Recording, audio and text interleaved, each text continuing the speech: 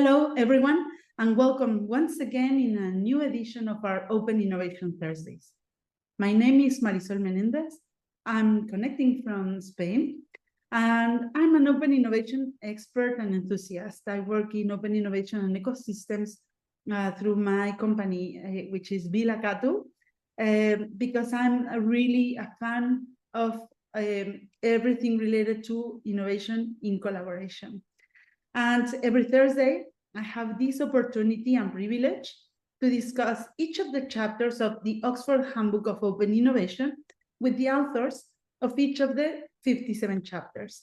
So as you can see, I'm having the best of times getting to know people I admire and that are have written each of these different elements of the body of knowledge of open innovation. That's why it's such a joy for me to have our guest today. Petra, welcome. Thank you very much for connecting. Thanks for inviting me, Marisol. Well, I always like to begin the conversations with in every Thursday with the guests, asking them to introduce themselves and letting. Can you please let us know a little bit more about you? Where are you connecting from? What do you? Where do you work and what do you do? I'm a researcher at University of Stuttgart. So here at the Institute for Entrepreneurship and Innovation Science. Wow, this is amazing. We have a lot of fun doing research on innovation processes, technological change, and innovation ecosystems. This is our thing. This is the things that we love in this podcast. So I think we are in the right spot, Petra. Thank you very much. And you're connecting from Stuttgart today, no? And yes. And this is one thing we really love about this book and the podcast, because we have people connecting from all over the world, and we can see that open innovation research is present in many different regions and areas of research. Well, today we are discussing chapter number 31 of the book. The name is Connecting the Invisible Dots When Artificial Intelligence Meets Open Innovation. That's the chapter that you wrote together with Xavier Ferraz and Alexander Brem. That's right, no? So can you also let us know a little bit about Javier and Alexander? Sure. Xavier Fernandez is at ISADE and in Barcelona, and he is very passionate about innovation processes, regional innovation, and is very eager to also give back to practitioners. Whereas Alexander Brem is the head of the Institute of Entrepreneurship and Innovation Science here in Stuttgart, and he's also vice rector of the university. So keeping busy, but very much also contributing to our ongoing research, especially in the context of technological change. And we find that AI is just so interesting because it changes so many of the paradigms that we have been working with. So interesting. And I think that all of our listeners and viewers are also interested about the role of artificial intelligence in open innovation. So let's open the door here. And can I ask you, what's this chapter about? And how come this chapter came to be into the book?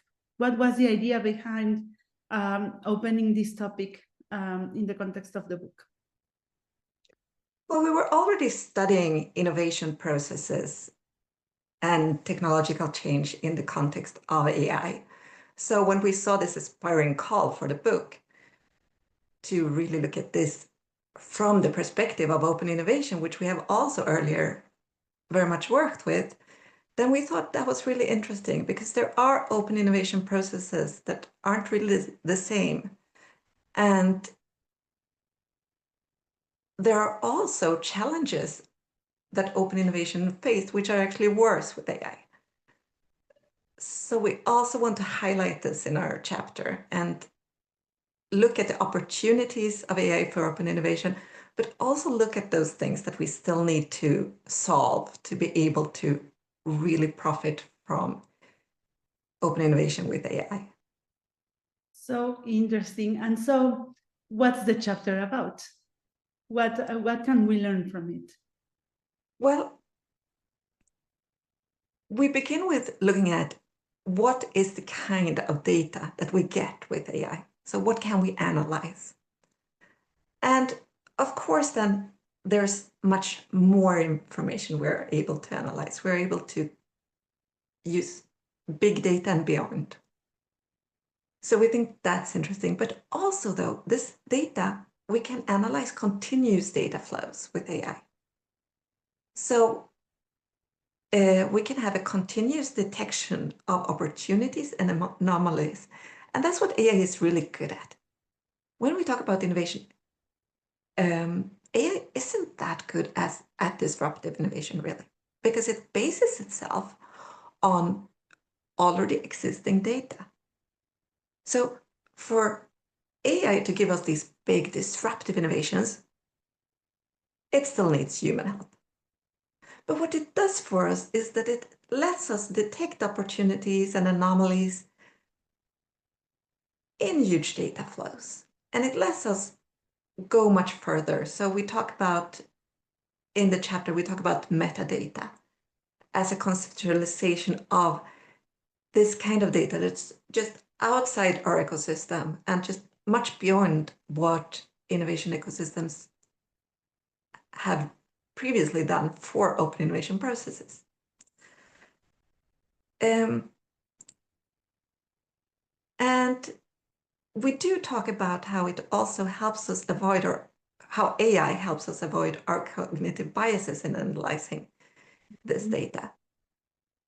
So because we don't need to construct a model from theory and what we think is going to happen, actually, artificial neural networks allow us to have less prejudices in analyzing the data.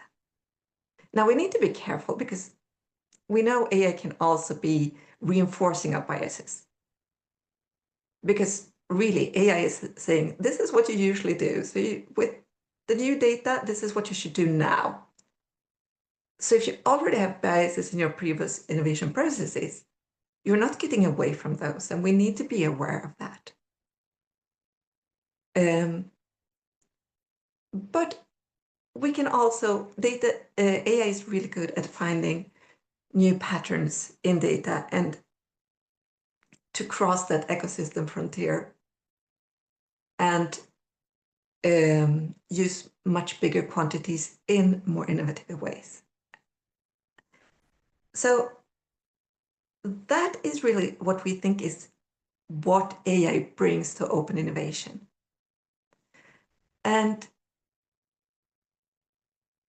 this is important because this is really the input we need to do then disruptive open innovation, to have great open innovation processes with many different firms. So interesting. So I'm also getting the idea in the sense that it can help to accelerate or magnify the disruption capacity that we have in the open innovation efforts, be more efficient, avoid maybe some biases or improve these biases. No, it's an interesting insight. Somehow creating improving our own capacities, no, for open innovation.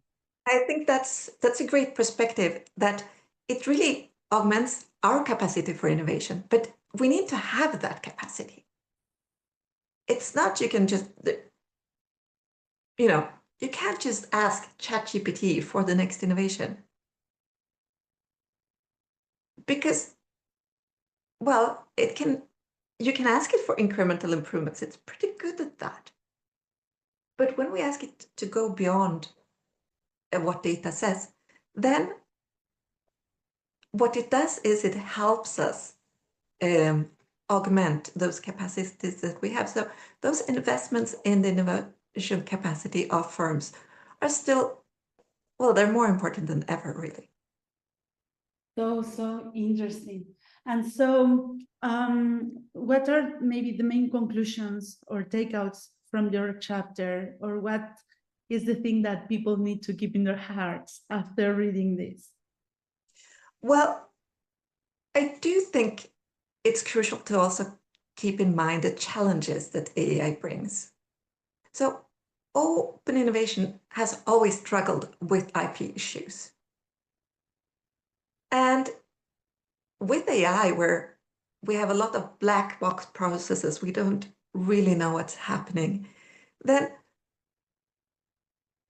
those issues are also augmented. So here we have opportunities, and this is really going a bit beyond the chapter into what we're researching now, but we're looking more and more into explainable AI. So AI where we can actually see where these ideas come from, so that we can respect the sources and work to actually get efficient IP mechanisms in these collaborations. And I also think these processes of federated learning are super interesting for OI scholars, where explainable AI is making the processes less opaque, but federated learning is making them more opaque. So what we do is we take different data sets that are confidential, like those of security firms, banks, telecom operators. And with federated learning, we move the machine learning to those databases, and we can learn from them without bringing the actual data, which is confidential, into the open innovation process. So this will help us with IP rights, and it will also help us with purposefully managing the innovation process, which is a central cornerstone of open innovation, and to respect the integrity of the data providers. So these are things that we are still working on, and which I hope both scholars and practitioners will chip in on, to work on how do we solve the IP rights dilemmas with all these different data sources, and to be able to collaborate without fearing divulging confidential information. So interesting, both, as you were saying, both for practitioners and for academics, no? Because at the end, these are things that are changing day to day, and it's, I think, one of the barriers for open innovation. No, it's one of the constraints that we are trying to move forward. And very interestingly, in this same section where your chapter is in, we have another chapter related to knowledge boundaries. No, and I think AI can help and aid in this, in connecting or crossing the knowledge boundaries. But also IP is very relevant for that discussion.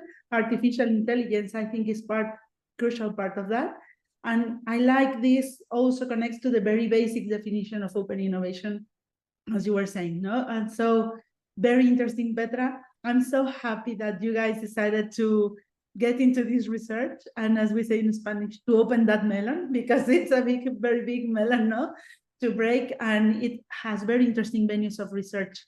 We invite all our viewers, listeners, and readers to dig deeper into the chapter, take notes, look at the sources, and comment, and keep developing the research that Petra is proposing in IP, in knowledge, and the boundaries that we are crossing together. Any final thought you want to share? A call to action?